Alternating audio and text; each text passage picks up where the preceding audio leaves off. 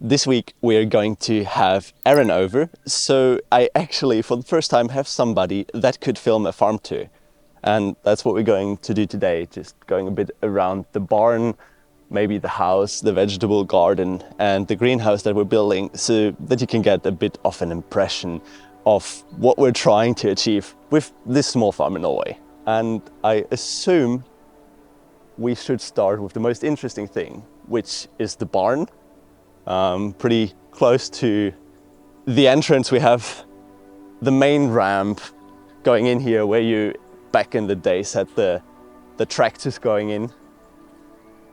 And we'll keep this a bit of a dialogue so that you can hear Aaron's question and this is not too scripted. Then we hopefully achieve something like a sort of podcast along a farm tour. So Aaron can say hi as well. Hey. And yeah, we have a barn with 3 stores. Back in the days, the tractor was on the top. The first floor was used for hay storage for the cows that were standing in the ground floor. Maybe we just let some light in from the top as well. All right. You see, the door handles are not optimal anymore nowadays. And we can make some more this weekend. Wow. Well, we can also start here. So what is the plan for the barn?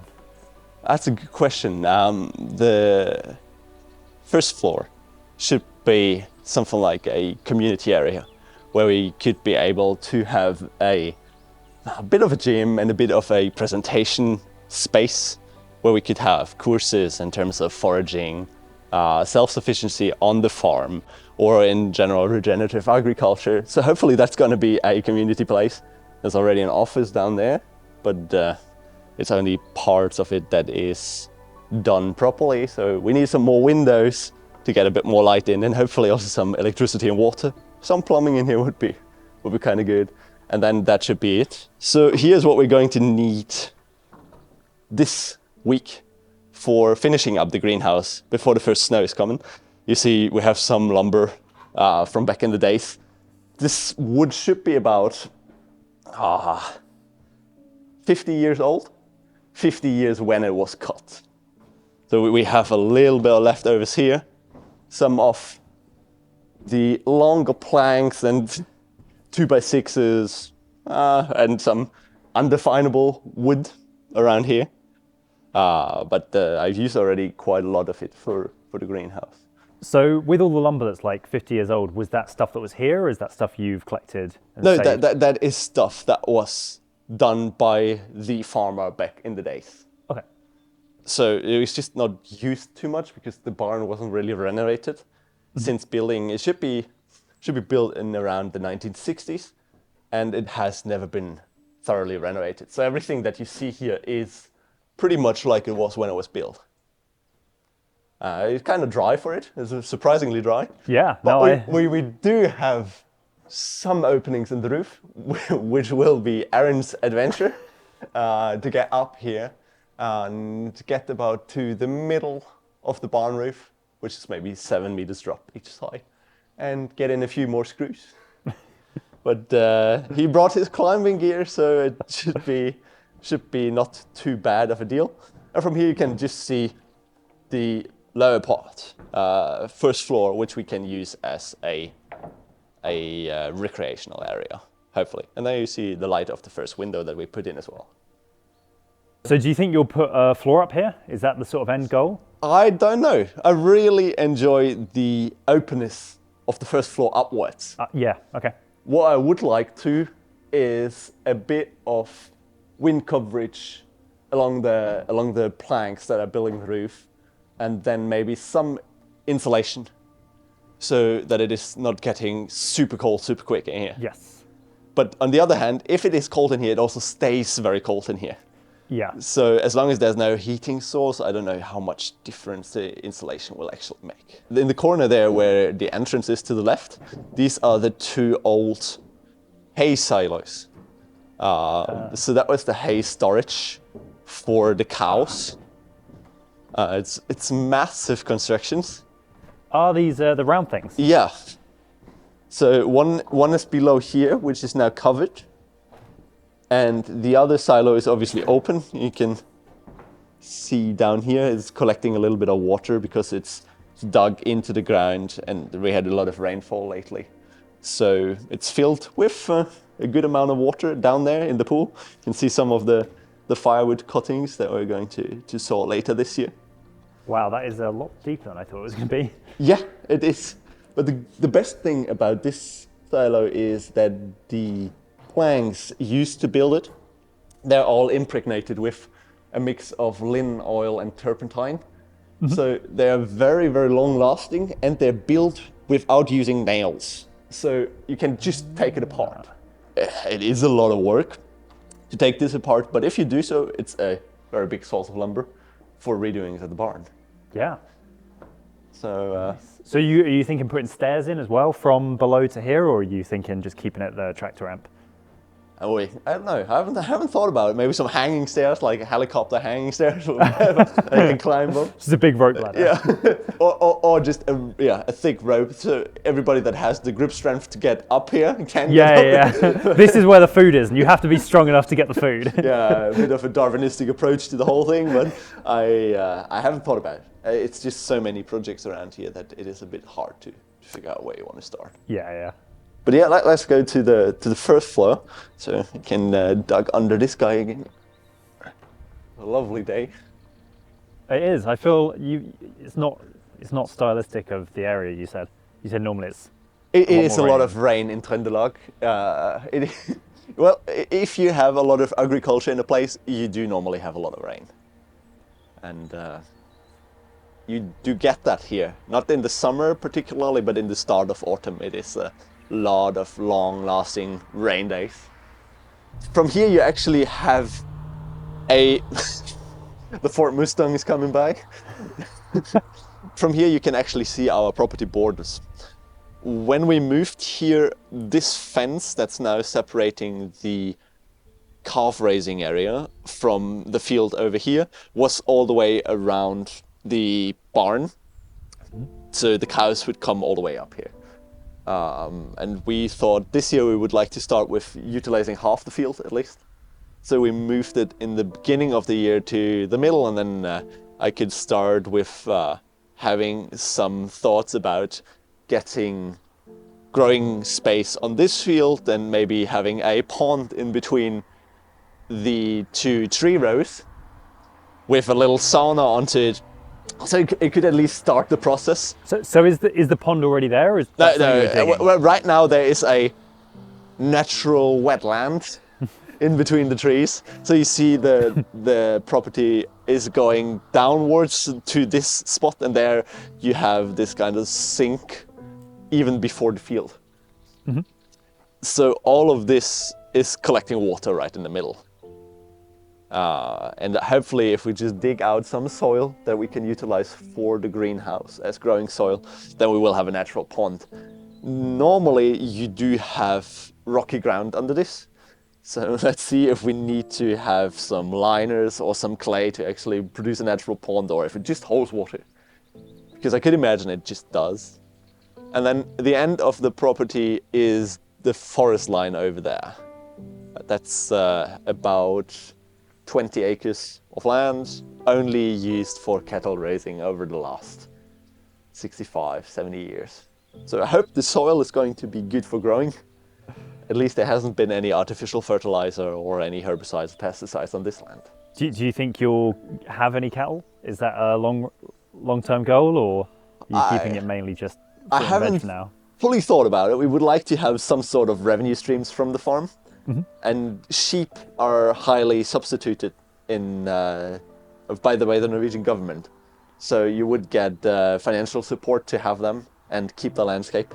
And you could potentially have some sort of income source. But it's always this mix of trying to not have too much responsibility and too much time effort when you're gonna travel, or somebody needs to look after the animals, and then also have some sort of real farm with husbandry. So I'm not too sure yet. I think the starter would be chickens. That would be the easiest animal to take care of. Yeah, yeah. But I'm also not sure if it would be enough land to get enough sheep to make it a viable business. Because in the end, it is 2 hectares, and it's just not too much grazing ground. You could have a rotation of the sheep so that you have regrowing patches and then move the sheep every day or 2 when they have finished an area. But I haven't given too much thought of it. Too many other projects. What we are having planned now is along the fence line. We would like to have a row of rowan, so that it would be berry fruiting trees that would be able to sustain much more bird life around here. The rowan population in Norway, which is the tree with the red berries, is going down.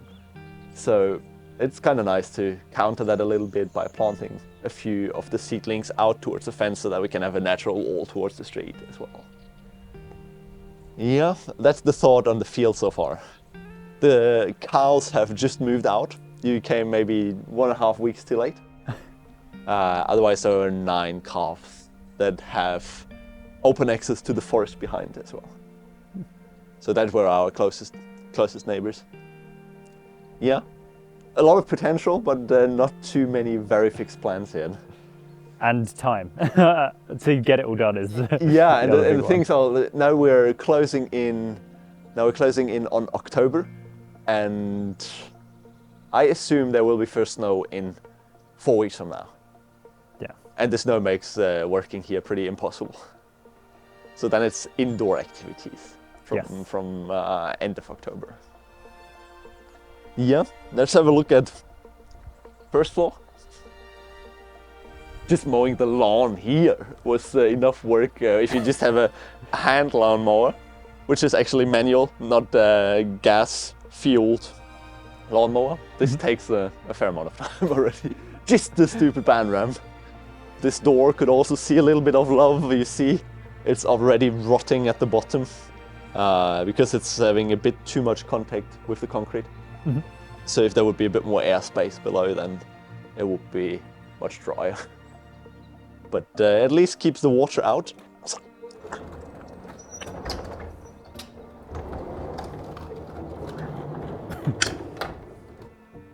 It is a bit moist here. Maybe that's the hole. This space here has been used for a wedding of the prior owners. Hence, they left a lot of tables for us that could be used then for hopefully having courses up here and having workshops in the first floor of the barn. Here you have a little old office. I assume of people working with the accounting of the barn business or the farm business around here.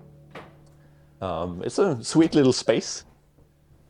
Also very well insulated in terms of sound. We haven't used it for anything yet, but we have a few old utensils here and it could be a nice space for somebody to stay to, but again, then plumbing would be kind of necessary. That's cool how much has been done. Yeah. Like the previous owners have done a lot. Yeah, and it's been a few previous owners, so everybody did their thing. The ones that were directly before us, they have done most of the house. So the basement, when they arrived, was partly what you would call an earth cellar. So there was no concrete flooring. It was just rock and soil. So they have been taking out all the soil and actually putting down concrete to dry up the rooms there a little. So everybody has done something. Here you have a sofa that we haven't found a place for yet. Was this just left here as well? I think that was something my mother-in-law brought here in case we needed a sofa. Okay. But I don't know. I'm not 100% sure. So many things. Oh, here you have a better look at the silos again. Bit of decoration, yes. Old decoration for the wedding. They had a few trees to get a bit of green in here. Yeah, yeah. But so is there power in here? No. In the ground floor we have power, which was the floor where the kettle was standing. Okay. So you have regular power and high voltage access. Mm-hmm. but up here there's no power. Okay. So we just used this guy here to have an extension cord from the ground floor to the first floor, and then use that for any power tools we needed to get in the window. Yeah, a little bit of material leftovers from the previous owners as well, but it's rather marginal when you compare it to what needs to be done here. Yeah, and how big the whole property is. Yeah, and how big the first floor of this barn is. You can walk a while.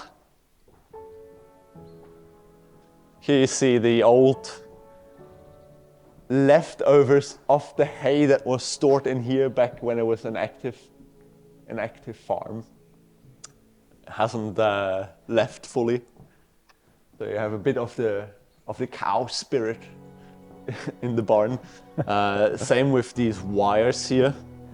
They were utilized to make the hay balls back in the days.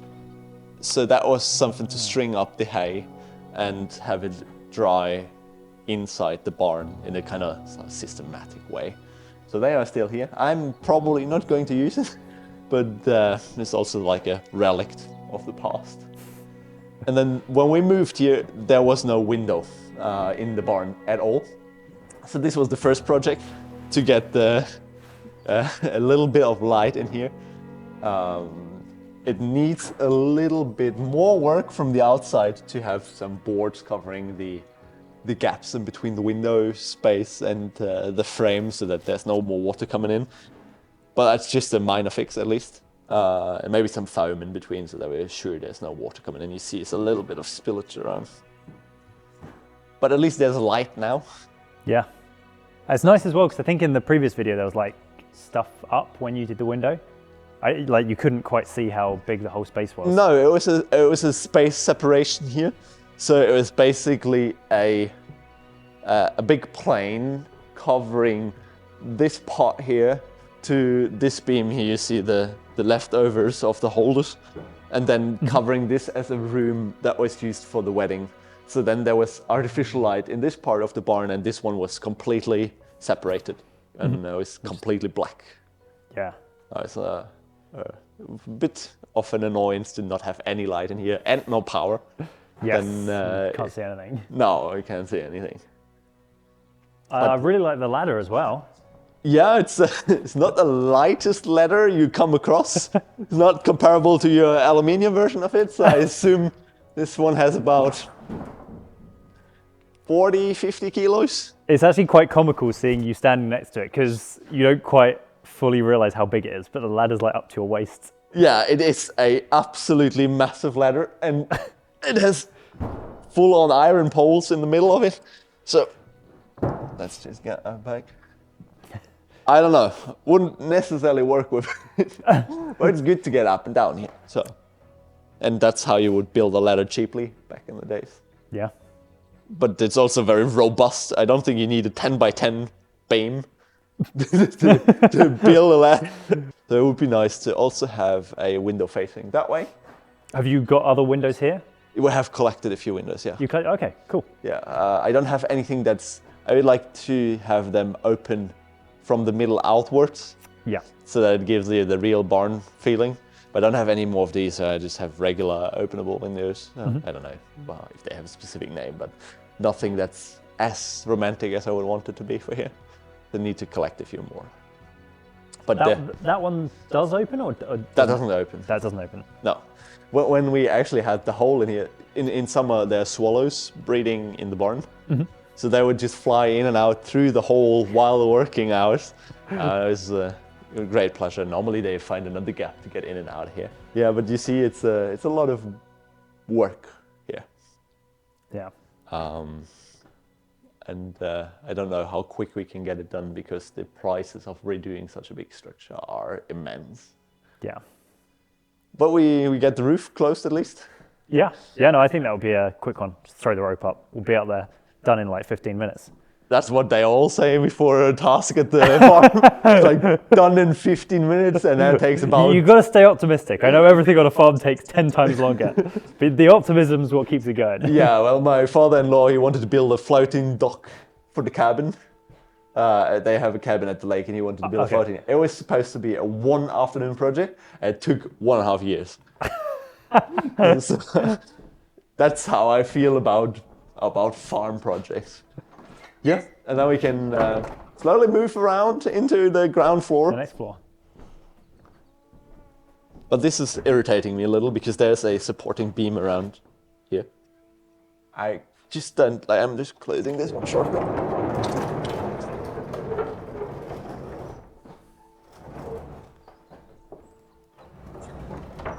Just not quite grasping where the water is coming from. Maybe it's...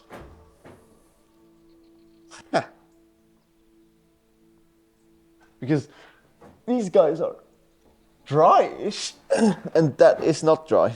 I don't know. We have to have a look at that one as well. Everything that gets water into a barn is a terrible deal, because things needs looking at. Yeah, things are rotting so fast. We're in like 20 minutes of the tour, and we're still at the 2 floors of the barn. This is right now the firewood central. We got these cuttings from the sawmill, fairly cheap, but they all have to be sawed, and I just had to sharpen the chainsaw for that. And also, we just bought the chainsaw. We haven't been owning one before, so it's a bit complicated to do this job alone. If the wood moves, then the cut just goes everywhere, and it's just very annoying. So it's more of a 2-guy job, but I didn't have anybody to help yet. And then things are very slow. But we cut the first bit of firewood that's already standing over there. There's already 8 cubic meters. And these are another 8. So hopefully we get through the winter. And then here's pretty much only where you have the electricity for the fence for the cows. We had our window storage here, and it's just used for firewood. Just more space that you can utilize. At least the beams here are all dry, which is very nice. Here the ceiling gets a little low. That's the lower part of the food silo, which was for the turkey. So you see these pipes. You have an air compressor built into the barn that would just pump the food to the feeding stations around in the barn. It's been probably 30 years since this was in use. So it's a long time ago. And the compressor's still here though? Yeah, it's still here. Oh wow. And you do have water in here, which is useful. So that's connected to the well of the main house. Oh, okay. So you could get water up to Yes. like the upper floors quite easily. Yeah, that's true. But this is all based on a septic tank. So if you would want to have a toilet in here, then you need to get plumbing all the way through the barn, through the middle of the gravel, to the garage. Okay. That's quite a job. Quite a way, yeah. Yeah, and here is the part where they kept cows. You can still see the remains of the cows on the ceiling. It's not the cleanest ceiling, but it has to go away anyways, because I need to have a look at the beams if they are rotten or not. Because there's this one beam here in the corner that's very much irritating me. Here it has been water, and this is one of the carrying beams of the upper floor. It shouldn't be a problem because the core wood might still be strong, but the outside is not so strong, and I have a little bit of a worry about it. But Yeah, I'm not surprised. no, I'm not surprised either. But I don't think the core of that's going to be very strong. no, but I spoke to a log cabin builder saying that the core wood, the last 5 centimeters of the diameter in the inside, should still be okay, even if the wood is completely rotten on the outside. So he said you can replace these ones in whole, but it's a real big job. Yeah. And also a big expense. So I don't know how we should do it best. If we just go over here and put supporting beams under it, right to the ceiling, just to replace parts of it, then reconnect it, and then have supporting beams. Because I'm a bit lost with this kind of repairs, and having a company do this is out of the budget for the whole barn. It probably costs more than the building costs of the barn. This is the parts that we already collected from one of the farmers. These are cut a few years ago, and they were not 100% perfect for their usage. So they just leave them out to rot.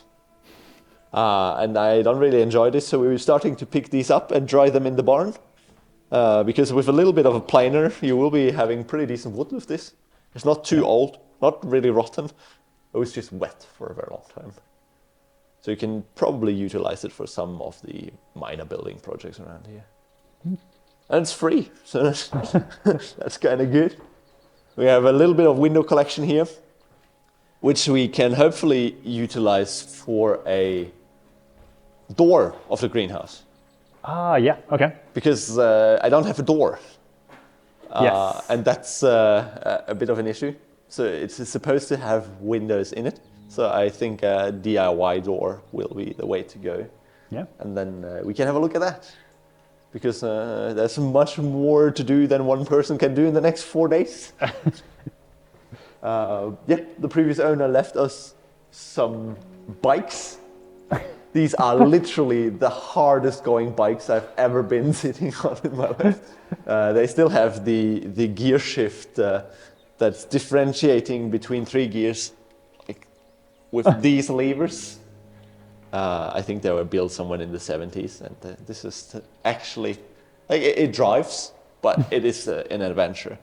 You immediately feel your quads because it's so tough to drive them. They're probably collector's items at this point. Yeah, I think so. And here's just where we have a bit of storage space. This is very dry. This is the pig barn now. That was in the end used for turkey. And this is all concrete. And the roof is good. And there the extension is towards the greenhouse. Okay, so which you can sort of see out the window. Yeah. And we'll go and see properly, I guess, in a sec. Yeah. So could be that the chicken house would be another extension of one of these sides, for example. So would you have it with access in for the chickens? The greenhouse or the chicken house? The chicken house, yeah. So they could come in winter, or would you have... It's a good question. I don't know. I assume they should be able to have a little bit of inside space. Okay. Or it would be kind of cool to just take a corner of the room. We thought about having this one built out into livable space, so we could have people staying over. But maybe it would be cool to just have 2 walls cut off with windows and the door, so that the chickens would be within the Airbnb or within the place where people could stay. With like windows to divide it so they can see the chickens living. Like the chickens within your actual room. We will get you a rooster then. Just get woken up. Yeah, every morning inside scream. No, I don't know, but it's also far-fetched, obviously. So here you have these openings towards the manure storage below, which was never emptied when the people left here. So as I said, it's between 50 and 100 tons of manure down below this barn. The whole floor, not the whole floor, the whole space of the barn has basement under it, which is all with about 1 meter manure. Wow. It's a lot of shit. Yeah, but also not much use for this. It could be a sawing room for the winter, but yeah, haven't really thought about it. Just a lot of space. A lot more space than I thought, actually. Like as I've been walking around, I'm like, oh, it keeps going on and on. Yeah, it's just never ending. I don't think, I definitely didn't fully get it from the drone shots. No, it's... Like, you don't think there's this many floors and this much space, but... No, you probably have this regular picture of a Norwegian barn in mind. Yeah. Which is kind of small-ish, but this is just absolutely massive. Yeah, and here we can actually go back out to the yard. Oh, the moths are coming with me. Hey, Snack. Are you joining the rest? or you're just screaming into this. You stay here. Stay here.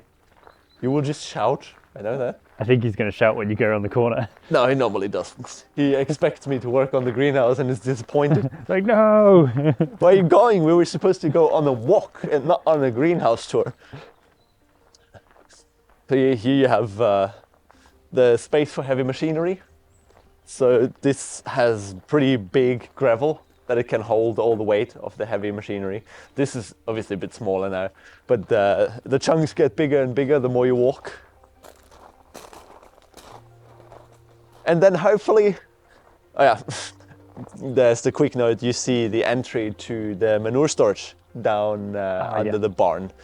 And as I mentioned to you earlier, the water from the roof was directly put into the basement. So all the gutters lead into the basement to keep the manure fluid, so that a pump wagon could come and pump it out when it was needed for the fields. So the pump wagon opening is now inside the greenhouse. Ah, okay. So there's... Can you still get it pumped, or is it too dry? Yeah, you can't get it pumped. It's 30 years there. It's halfway towards soil. Okay. So the only way is the wheelbarrow. Shove it onto the fields. Yeah, we used a lot for lower parts of the raised beds to have a bit of a filler. Yep. But I've got out maybe 30 wheelbarrows. No difference. We had 2 projects for this year. I just tried to restrict it to 2 a year. That was the window and the barn and building a greenhouse. Otherwise it's just taking too much time. And most of it is built from old house siding that we got for free from a house down in the next village. So all the beams that you see are sidings screwed together. That was the most time-consuming part. So we can have a bit of a closer look at my first ever building project. I've never been building anything before. It's looking pretty good already. Like you got all the windows in. You've even started doing the siding stuff on this side. Yeah, I started to. The good thing with this side is it's kind of built to be on the same length.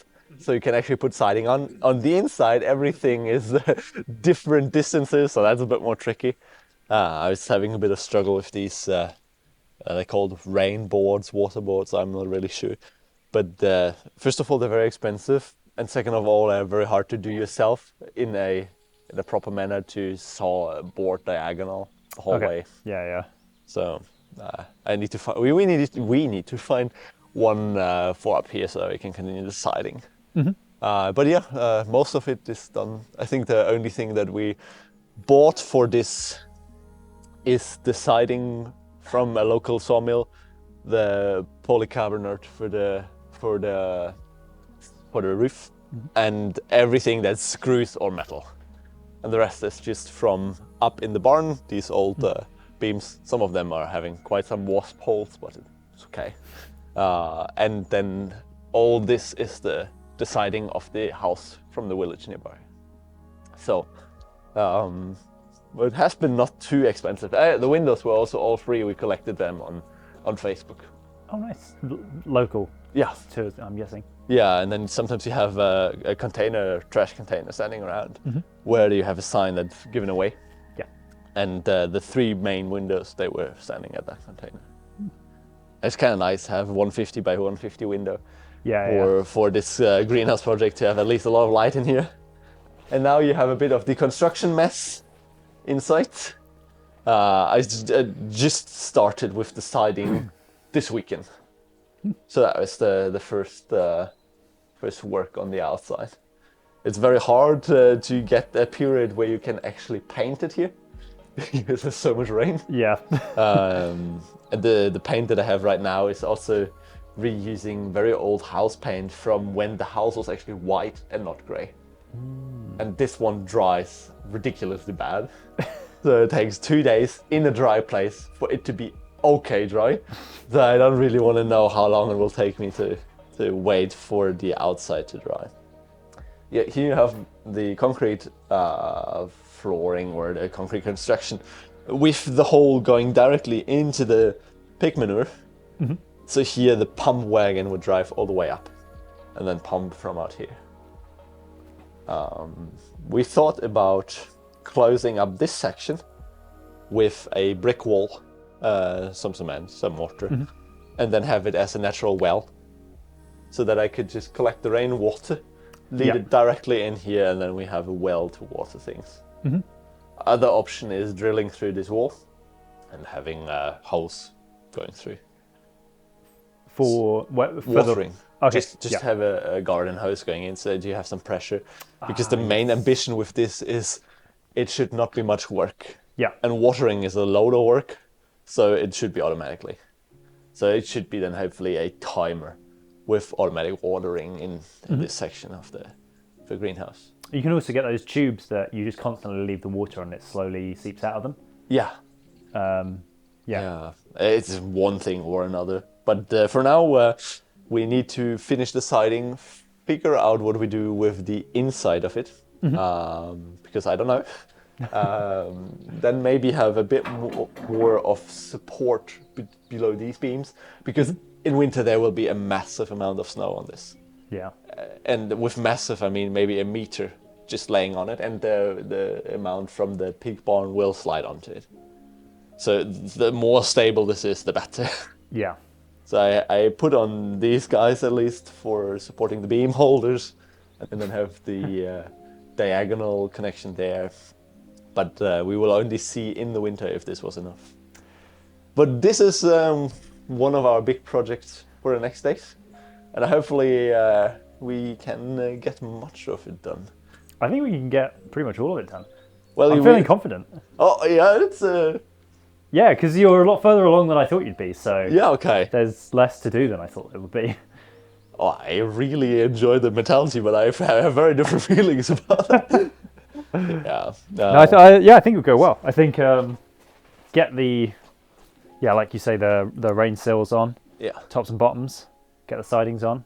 Yeah. And then once everything's at least sealed in, then probably the doors next. Yeah, the door is going to be, and here you see this is only connected by an angle, so we need another maybe 4x4 going straight onto the concrete. Yes, for that part of the door. Yeah. These concrete beams were actually about 3.5-4 meters long, and they lay under the farthest away trees from here.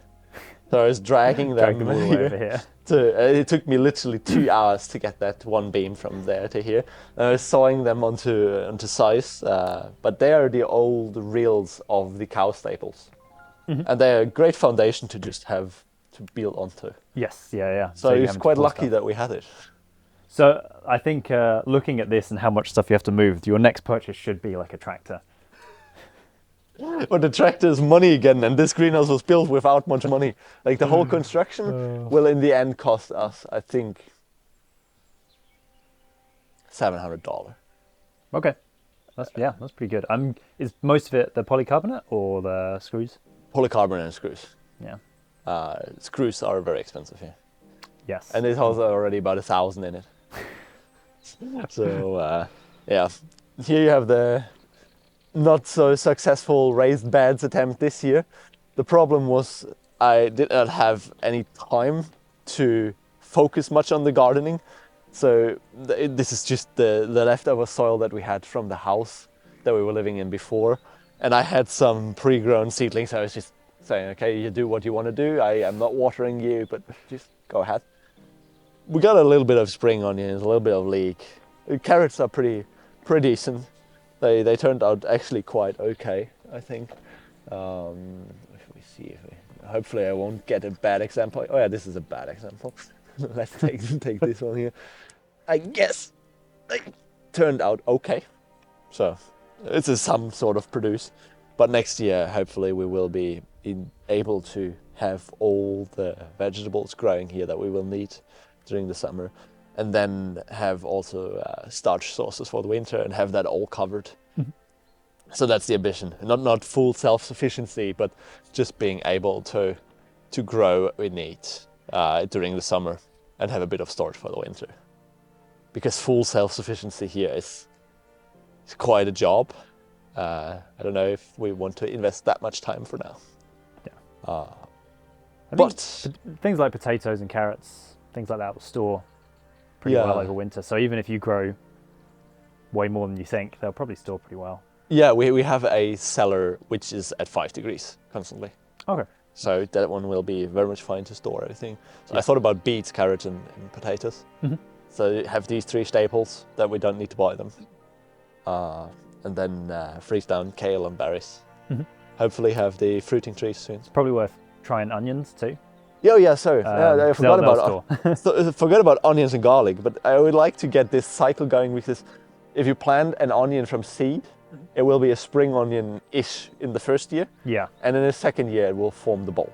Yes, yeah. So, it takes a lot longer than one. Yeah, but I would like to have this cycle going, that we have a continuous seed production from the onions. Because seed is expensive, and it doesn't, like, it's cheaper to buy onions for us than buy onion seeds. So I would like to just get this in a self-sufficient circle and just be like, okay, I know how it works. We're going to get onions and garlic this year, and we're going to be fine. But it works. I have a few friends that I'm building these regenerative agriculture courses with right now that have pretty much achieved self-sufficiency when it comes to... Over in Norway? Over here. Over here, nice. Yeah, just here. That they have, except deep winter vegetables, obviously, they are not going to be self-sufficient in that. But they do reach, like, from April to November, they're self-sufficient in vegetables, and then have all the starch sources, which are not rice, during the winter, covered. And then they have chickens, so it's no eggs that is bought, and chickens can be killed and eaten. So then you have some protein as well already. But I'm not fully sold on the chickens yet. I just need to find a person that be able to take care of it when we're gone during summer. Yeah. One thing after another, raised beds come after. If we're feeling fancy, we can set up some more raised beds, fill in some more pig manure. Yeah. And this field right here is it's very wild. It's a lot of fireweed, raspberries, willow trees. And it needs to be having an inventory. So now that the fireweed is over blooming, I wanted to give it to the pollinators first. We can chop down everything that is fireweed or nettle, do a bit of a landscaping analysis to see how this should look like, and then remove some of the willows that we can then plant along the tractor road on the field, so that the roots can grow under the field, under the tractor road, because that one is flushed away very often. It's not our problem because it's redone by the farmer using it. But I think it's a waste of resources, and it would be nice to have an alley of willows over there. Yeah. They are also in decline in Norway. I wasn't aware. So willows are not doing too well in Norway. I was going to say, because they go so fast as well, you can pretty much have one slice off the branches and chip it. Yeah, and then you've just got put it back continuous wood chip. Yeah. For things like the bases of raised beds and stuff like that. Yeah, very much. But we don't have a chipper idea. That's a good point. But we do have a lot of wood chips laying under the trees on the field. Oh, okay. Yeah, this from, is from the previous owner, or? Also, all from the previous owner. We don't have anything. City dwellers don't have anything. Yeah, but I wasn't sure if it was someone else was like giving them away and you went and collected it type stuff. Actually, it's sold here in Norway. It's not given away. Okay. I don't know why that is. Where I come from in Germany, it's just given away. Here you have the juiciness of the field coming at you. So this is our little path. So we're heading up to where the pond will be? Yes, exactly. Here's my coffee rock in the summer. So it's wonderful to have a willow tree at a sunny day and have the coffee break at work on the rock. It seems so simple, but it's really relaxing and very enjoyable. So these are all willows as well. And this is what you would call in Norway the kvige ground, a cattle raising ground. Or the kvige would be young cow. What I did here was a little experiment. We do have some mountain elm standing in front of the house. That is also a quite rare tree in Norway. And I had to cut a lot of it because it grows into the electricity lines. And I put them into the field. It is very boggy around there, it's very wet. I thought they would grow roots. And then bit 5-6 months later, I was checking and I was like, nah, they don't grow, they just died. But then I pulled out some of the bigger ones and they actually start rooting. So I put them back in, and I think they will need about 2 seasons to have sustainable roots that may produce leaves again. So I hope I can use these elm trees as the pillar trees along the alley, because they are growing very huge and monumental, and I very much enjoy them. I think quite a lot of mythology about that tree as well, so it's kind of a gimmick. And the pond is supposed to be right at this sink where the elm trees are standing now. Oh, okay. Between the two sort of mounds. Yeah, between the two elevations where the trees are growing in. Hopefully about 10 by 10 meter. Dug by hand so far until I'm getting fully bored of it. But yeah, that's the goal.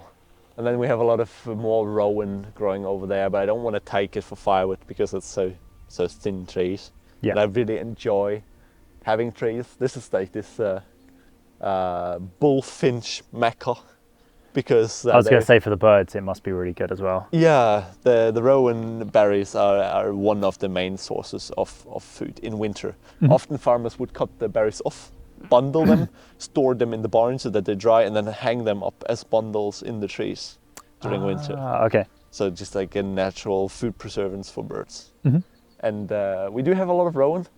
So rowan is supposed to be planted all the way along the street. Yes. So then we would have this hedge covering the street. Yeah. Oh yeah, I remember when you set up there. Yeah. Can we go have a look?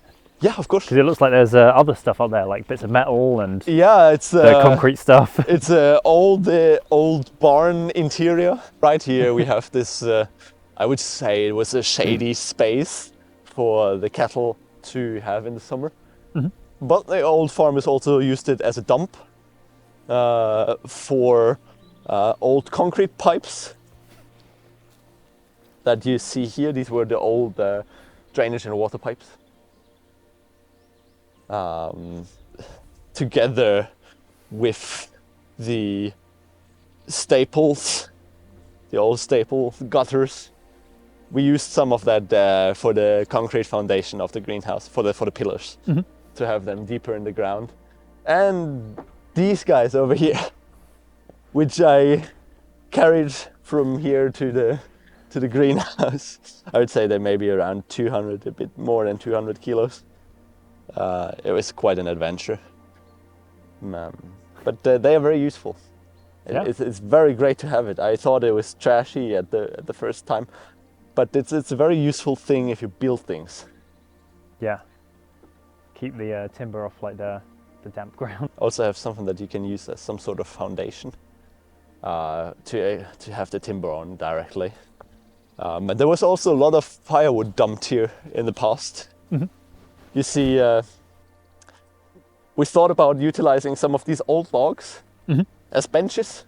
Yep. But they are incredibly heavy. Yeah. I can imagine as well, because the water that's now in them makes them even heavier. It is completely nuts. We tried to put it in a wheelbarrow, and then I would carry the back parts, so Theo would take the wheelbarrow and I would take the back. We managed to get one over there. It was the lightest one. It's already a procedure. But you see, this is all old firewood that was dumped here. They're just let here to rot. So this is what I'm right now using for the first 30 centimeters of the raised beds. Yeah. So we have decomposing matter in the ground. They're not gonna burn too well anymore. No. So it can be just used as a carbon source in the raised beds. And then over time I'm going to clean this up. And hopefully the rowan will grow out a little more even. The funny thing here is we do have some red currant bushes in the garden with a lot of red currant production. So what is happening is that the finches steal the red currants, fly here to camp, have their droppings fall down, and now there are red currant bushes growing all the way in the trees with here. the rowan. Yeah, it's you see how seed spreading works on the farm. And yeah, from here to the forest that you see there, that's still our property. So I'm going to expand it as soon as I can manage it. Yes. Because beforehand it's just, I couldn't keep check of it. Yeah. So I'll just let the farmer use it for the cattle. Then it's naturally soil composition that is going there. So yeah, I'm happy to have him use it for now. It's no real commercial farming in there, except cattle raising. Yeah. So it's not like you're losing out on. No, really it's just beneficial. Yeah. Because the kvige, the calves, they are not heavy enough to actually stomp the ground into pieces. Yes. That's one issue with cows when they're too long on one meadow. Then they normally destroy the soil. And you have some CO2 evaporating from that because it's just open surface. But the calves are not heavy enough to destroy anything. So it's just utilizing of grass and quick decomposition of grass. So fair enough. Technically you're supposed to take out biomass of the meadow every year to keep it blooming, because flowers would utilize less nutrition-rich soil. But I wasn't ready for this. Like, I've used this scythe everywhere around the pond area to keep it a little low. But 1,000 square meters got my elbows and shoulders completely blue. It's absolutely ridiculous. Yeah, but that's the field. There's the other project with the pond. It would be very sweet to have a little sauna directly at the pond with the view to forest. But that's also something for the future. So the field over there is not yours? No, that's not mine. That's not, okay. It was originally part of the property. But right now it was bought in the split up by the main farmer. Okay. So it's utilized for grass production, for feeding cattle during the winter. Yeah.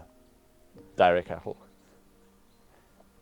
Yeah, like it back, but comes with responsibilities. Yeah. Hey, Sonja. Yeah.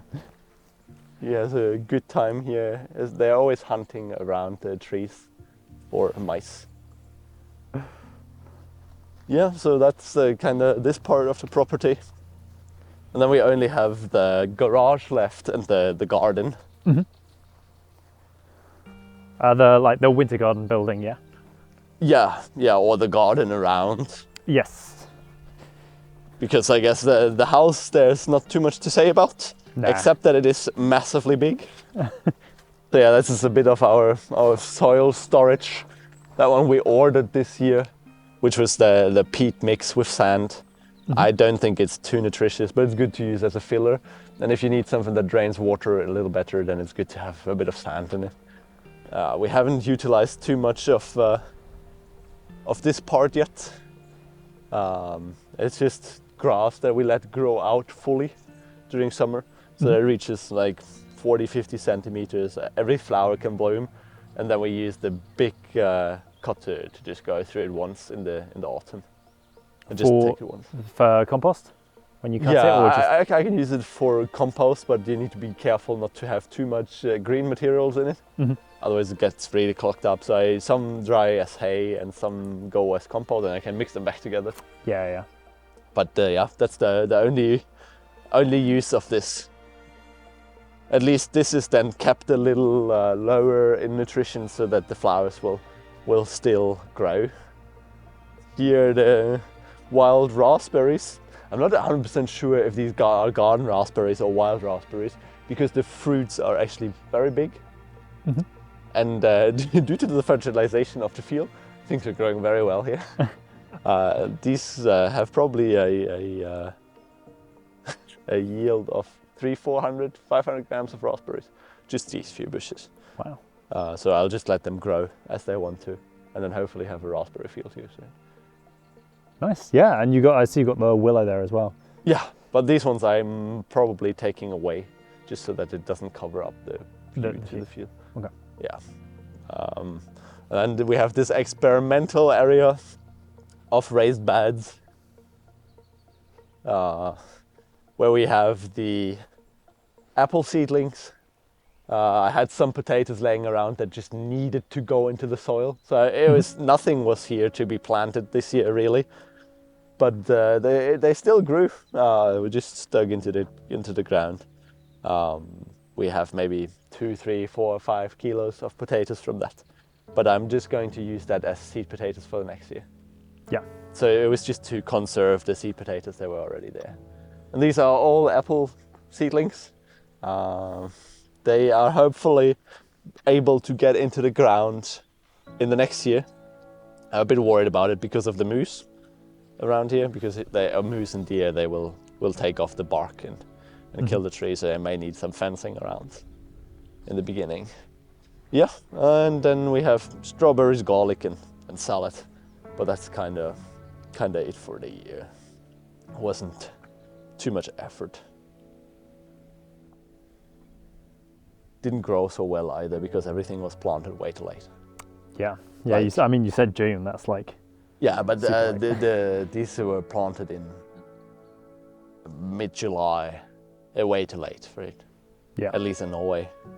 Yeah, and then we started having a few raspberries over here. Mm-hmm. So Thea's parents actually got a lot of raspberries on the summer sale of a garden store, and they were thinking it would be a good idea to have them here. So I just covered the grass with cardboard and then put manure on top. Mm-hmm. Let's see how they do in the next season. Hopefully well. And then we just get a little bit of fencing around here so that they are not breaking from the wind. Apart from this, there's just a few fruit trees over there, and the rows of apple trees that we set in here already. These are now 1.5 years old. These guys were planted in 2022. February 2022. So that's about how far they grow at these temperatures in this climate. But let's see. I assume next year might reach this height, and then we might get some fruiting the year after the first few flowers. Okay. I assume 3-4 years should be the start of the fruiting. But let's see if we need to graft it or not. I don't know. Now you have these absolutely preposterous porch that I'm very afraid of replacing one day. But it's a wonderful place to sit, have coffee, have your feet. And then we have our wannabe greenhouse for this season. There's a wasp nest in this guy here. Very busy of insects. So we tried having some tomatoes and cucumbers in here. It somehow worked a little, but the window space is relatively small. During the later part of this summer, there's not too much sunlight coming through. Mm-hmm. So it's not enough to ripen everything, especially the peppers. But it's better than nothing. We can... oh, yeah, you see this cucumber is already molding. This is only for the compost. It's just an experiment. But we have one more around here that we can actually take for today. I mean, the peppers are looking pretty good. Yeah, but they don't ripen. They just start to mold. Oh, okay. It's just very cold right here. The nights are 4 degrees. Mm-hmm. It will cool down in here to maybe 6. It's very moist, and then the mold is easier spreading. Shit. It's okay for this year. It was a try. Mm-hmm. That's why we're building the greenhouse, but it didn't work so well. We got some harvest. Maybe we harvested 10 cucumbers this year. Right. Something like that. It's not too bad, but also not too good. And a few tomatoes. But otherwise, next year the greenhouse will be hopefully much better. Yeah. No, I think that's pretty impressive with the tomatoes. How big they've got from just a window. Yeah, it was okay. Like, I mean, during high peak summer, mm-hmm. the sun will shine in here from 8 o'clock until 10 o'clock through the same window. Okay. So it's standing just 14 high. hour days, yeah. That was good days, and then when we're coming to the end of the season, things are going downhill. Yeah, well, so much for that. Now it's a good storage space, and it's a possibility for somebody to sleep in during the summer. Mm-hmm. But otherwise, we haven't utilized it much. Can we walk Wait, is it back down or? Well, we can walk here, but you get a bit of a more exciting staircase. Yeah, the second part of the porch, that's for the afternoon sun. It's quite lovely here. We don't have much traffic around the farm, so it's always silent, except for our neighbor, the guy that's draining the fields at the moment. But it looks like he removed the digger, so I think he's done. It's only about draining it out now over the winter and then closing it up now next spring. You weren't tempted to ask to borrow it for the pond? Nah, just too romantic thought of digging a pond by hand. Like I have stupid, or I romanticize stupid projects until I actually do them. Yeah. There's probably about 100 tons worth of soil you're gonna have to dig out if you want that pond that big, which is about the same amount as all of that manure. Yeah, I have long summers here. Yeah, Yuks is fine. Yeah, you hear Yuki being unhappy that I'm standing around his deer. Yesterday he was allowed to get the blood from the deer calf a hunter brought by. So it's mainly using the back legs and then smoking the back legs to Yuki, it's fine. Stop yourself. And then smoke the back legs to have snacks like bacon. Smoked deer is actually very delicious. But we need to skin the deer today later on when it's getting dark. Okay. I haven't never skinned it before. I only took it apart. Neither have I. But we'll figure it out later this evening. So yeah, this is a wonderful garage. I would say 90 square meters of garage is quite impressive, especially having a level floor to screw beams together. Wonderful. You have the fishing equipment here and have a canoe laying on the next lake, which is just where you saw the forest beginning. There the lake starts, and there we have a canoe laying there. And that's where you're going to do the fishing stuff? I have two lakes here. One is at the main farm. Okay. That's where I can use the boat of the neighbor. And then we have the canoe on that lake. The trout population here is so dense that the individuals cannot grow big enough. There's not much predators for trout here. So then the trout would actually grow bigger and actually be a food source or more fun for fishing for other people. So taking out a bit is not really harming anybody.